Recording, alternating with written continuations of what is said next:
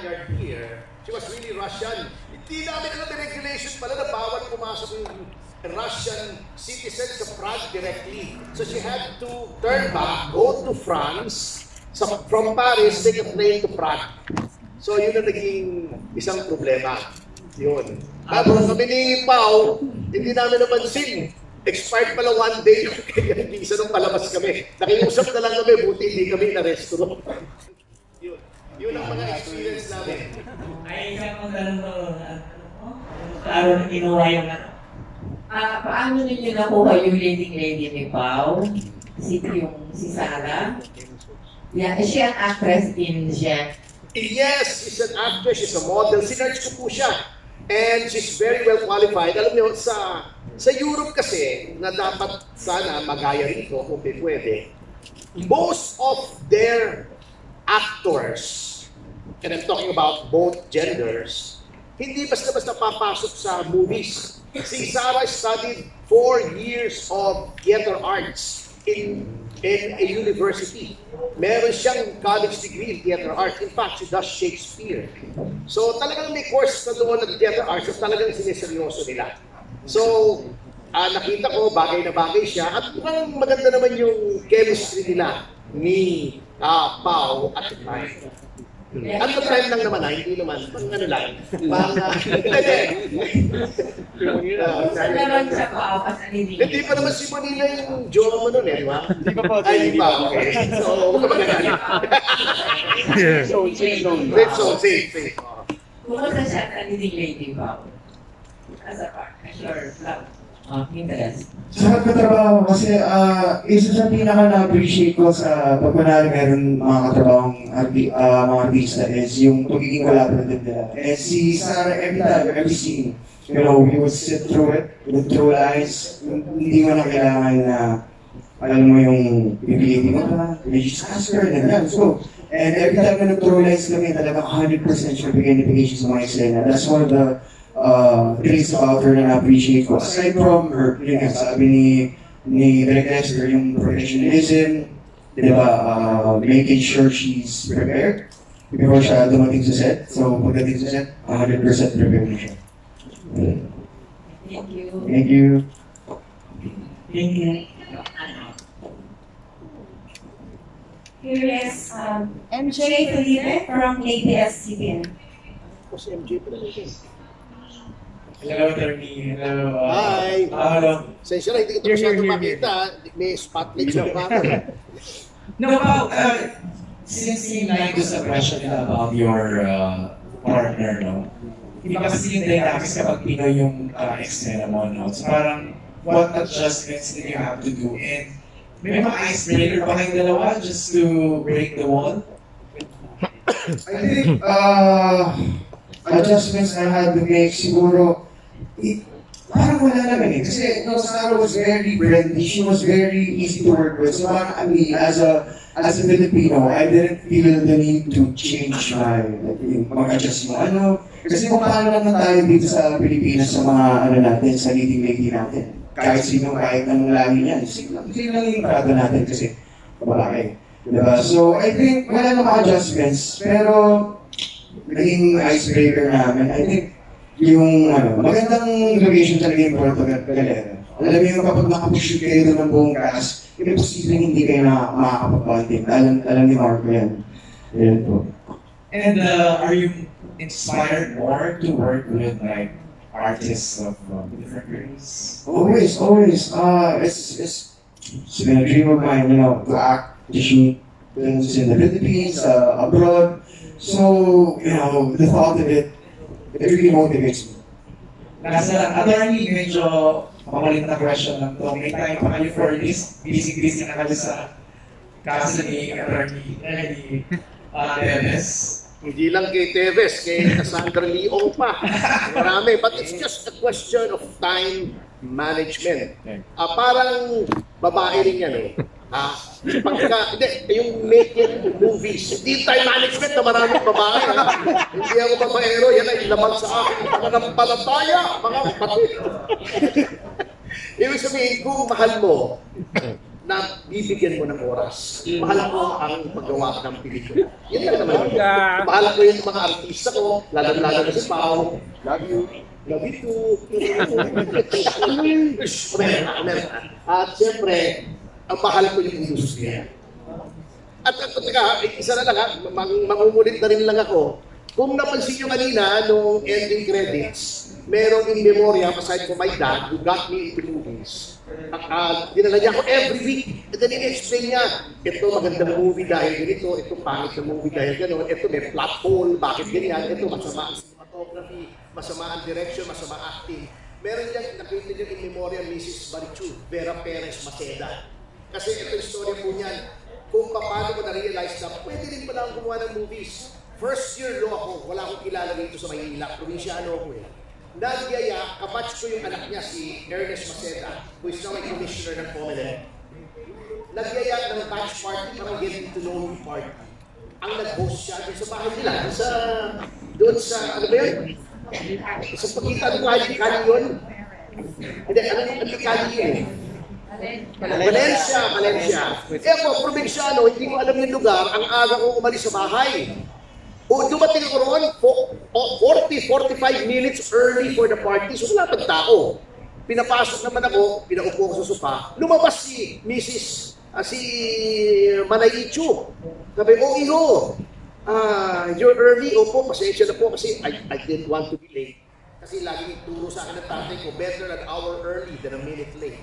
Sabi niya, well, mabuboard ka dyan, let me show you around. Pinakita niya sa akin yung memorabilia ng Sampaguita Pictures sa kanong Vera Perez Pictures. Ito, ganito, then I was given a crash course on the artist at the time and how to make a movie. So doon ako nakakita ng mahilig ko sa movie. Baka naman, since ganito naman, baka naman pwedeng makagawa rin ako. At ang pangarap ko lang, one movie before I die. Pangatlo na ito. So, and malay mo, hindi mo alam eh, yung buhay parang life yan eh. Ngayon buhay ka, katapos ka Freddy, wala na, di ba? Pero at least, nagkaroon siya ng asawang minor de edad. So, hindi na ngayon.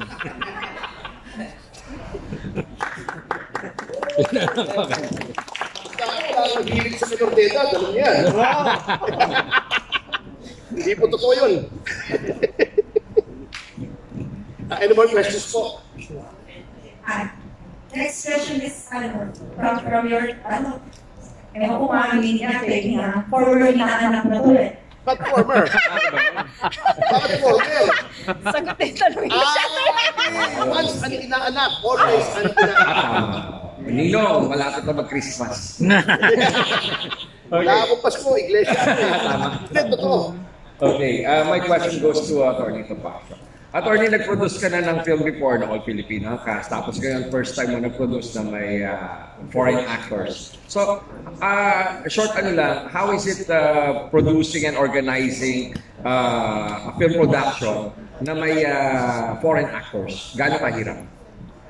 Walang diferensya eh. It's not the foreign actor ang challenge. It's the foreign location. Oo, pero foreign actors, ang dami namin foreign actors dito. They're a joy to work with, really professional. Parang mga Pilipino rin, mga professional. Basta mapili mo yung maayos na magaling gumanap, laging on time, hindi katulad ng El Fernandez, laging late, okay lang. Pero how about yung negotiating with them in terms of yung kanilang oras, yung kanilang mga role, yung mga limitations? Actually, mahigpit dapat, ano? Pero pagka napakisamahan mo na, flexible na rin sila. Hindi na rin sila masyadong mahigpit dun sa time, etc. Napapakiusapan mo na. Okay, thank you. Tapos kay Paolo naman. Paolo, regarding dun sa yung leading lady kay Sarah, no? Kasi usually dito sa Pilipinas, 'di ba, kapag may pelikula na ganyan may romantic scene, merong spark, merong tuksuan, merong ligawan na nangyayari dito sa Pilipinas, yung mga usually yung pelikula, 'di ba, nagkakaroon ng ligawan, and then after you know it, mag-relasyon na pala. Dito ba sa inyo ni Sarah, walang spark, walang ligawan, walang gustuhan na nangyari? Wala po. We just became really good friends sa yung buong grupo namin. Parang, yes, romantic in film. this is a story between ang isang pagmamahalan ng isang lalaki at babae. Pero all set as actors kami doon, we were experiencing it as a whole. So it wasn't just me and Sarah, it was the whole cast, everyone, naging mapamilya kami doon. Siguro buong cast, buong production, buong crew mag-start. Ayan po. Ayan man. May sasabi ko. Outside shooting, hindi ba kayo yung lumabas or nag-date or kahit coffee break lang, gano'n? We did. With Sarah? Dinala namin si Sarah sa BGC ba? BGC. So, dito. Sa BGC po, dito po, sa BGC. Dinala namin siya sa BGC sa, I think it's called back bar, yung parang secret bar sa 7-Eleven. So we brought her there. So, nag-enjoy naman siya. Na-enjoy niya yung mga cocktails natin. Sana try mo yung boodle fight sa ano? Yeah. Tsaka nadala namin siya sa boodle fight. So, naka-experience siya ng yung para tayo makakit sa Murato. Pag may music ako kasama. Okay, thank you, Paolo. Thank you. Kay Marco naman. Si Yes, po. Marco, this is second film mo na to sa Borracho. Yes po, second. Yung mga nakasama to. Okay. Si Ellie Santos, yung brother namin. Okay. Okay, ang question ko is... Dito! Liga! Come here! Down! Okay, kay Marco ang question ko kasi madalas nakikita kita sa Viva, yung lumalabas sa production ni Mama Les. So this time, how is it working with Atty. Topacio and with the team of Borracho? Sobrang sarap. Sarap ng Borracho. Masarap siya Atty. Topacio. Sobrang sarap sila magkasama. Tapos, it's so nice seeing myself without showing my butt. Kasi sa ganito ko, walang pwede. Ako lang nakakita ng puwet niya. Okay lang. Pero, it was a great experience working with attorney and with the whole cast and director. Yeah, sarap Borracho. Okay. Okay, thank you and good luck. Good luck sa film showing sa Pride. Okay, thank you. Wise words. Sarap ng Borracho. Now to the shows. Grace Osvaldo. Lagyan ng Borracho. Masarap ang Borracho. Prada is more in Jane. Other places are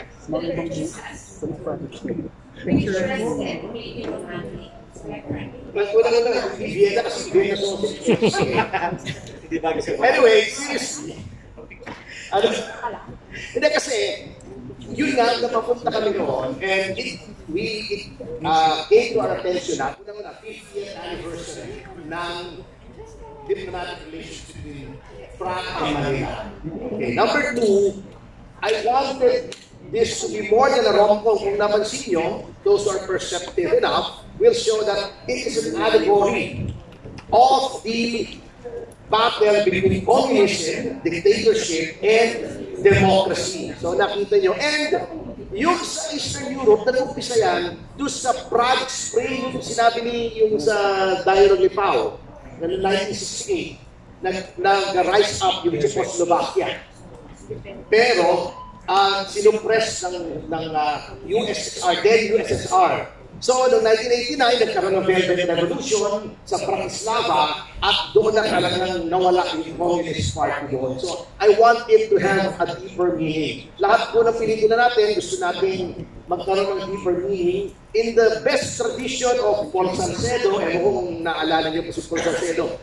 Kung mapapanood nyo sa YouTube, panoorin nyo, lahat ng pelikula ni Paul Salcedo ay may social message. Yung mga pelikula, yung Moises Padilla, diba? Yung Pangakong Lupa, meron yan. Yung, yung tanging mahal ba yun?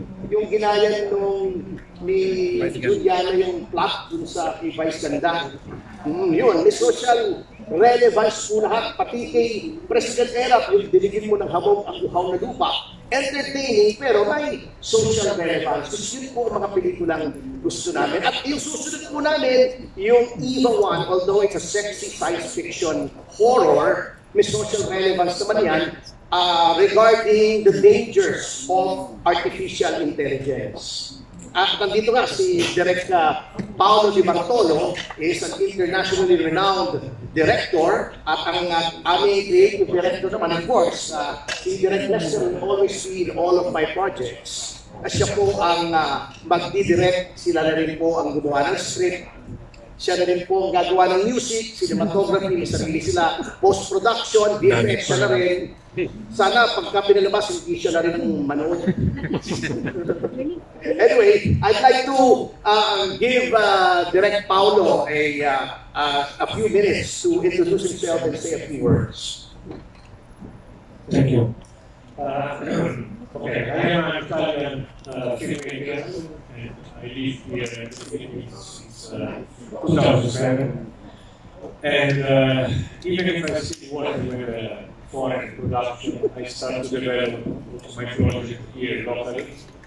This project, Eva 1, is like Tony said before, is a film about how the AI can overcome the humanity. It's a story with few characters, but very deep in terms of meaning, because this is probably what happened in the future. We see already AI how replace VFX artists, scriptwriter. So this is a story about it. I'm very happy to work with Mr. and with Topacio also, with Lester, everybody. I don't know if now the full group is still working for defining the asset of the production. Welcome to everybody. Thank you.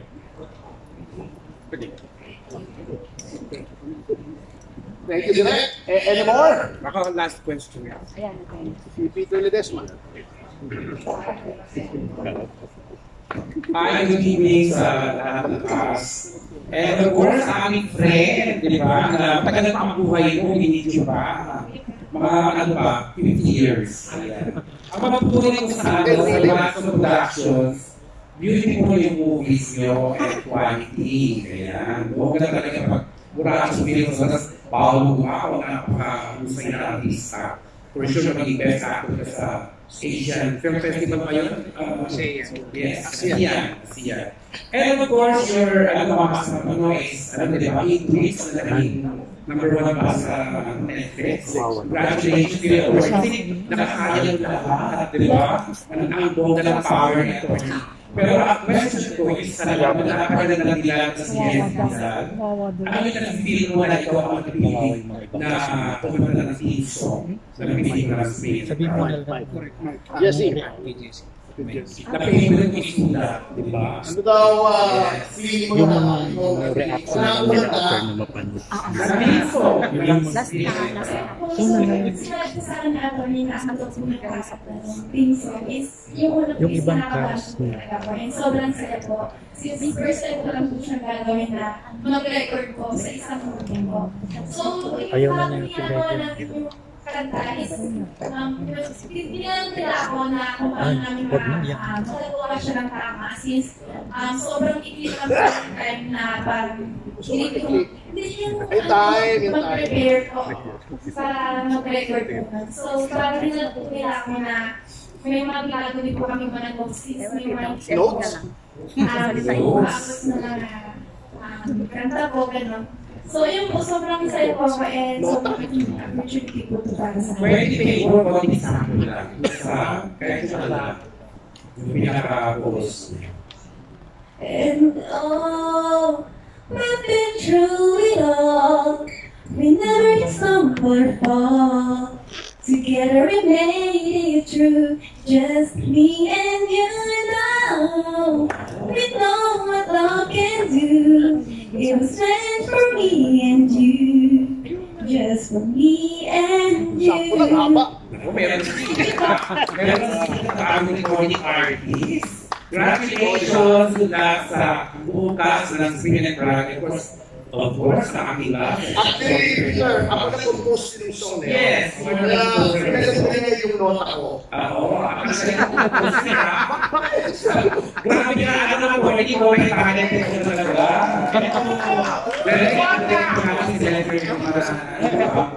Congratulations sa bukas sa pagdala ng movie. Thank you. Thank you. Alright, before we end our press confer and pagsalitan po muna natin si Arlene Santos. He's been with us in Of course, of course. Maraming salamat po sa pagpunta sa movie ko. Enjoy ko. Pero ano po, siyempre, I want to give a big congratulations sa aking kapatid na si Paolo Lumabao. Tapos ano, siyempre, sa buong crew, sa production, and of course, kay attorney. Sobrang nagulat po ako sa movie na ito. Tsaka, nakita ko po na pwede pa maging upper voice si Paolo. Tsaka, of course, ang ganda talaga, and I'm really wishing na panoorin ng mga tao ito. And of course, sana mag-work din kami ni attorney someday. And of course, to the media and the press, many familiar faces here, and I'm just happy to be here to support attorney and the movie, Gratitudes, and of course, Paolo. Talagang sumaktan natin ang local movie scene ko. Yeah. Ito nga ba lang ibigay ko. Thank you. Thank you. Actually, nag-post ng mama doon sa birthday ng asawa ni Justice Ricky Rosario. Oo, at sabi, we agreed to get in touch. Sa akin yung number niya, and let's do something. Yes, po. Thank you, po. Thank you. Alright, that would be all tonight. Thank you sa mga press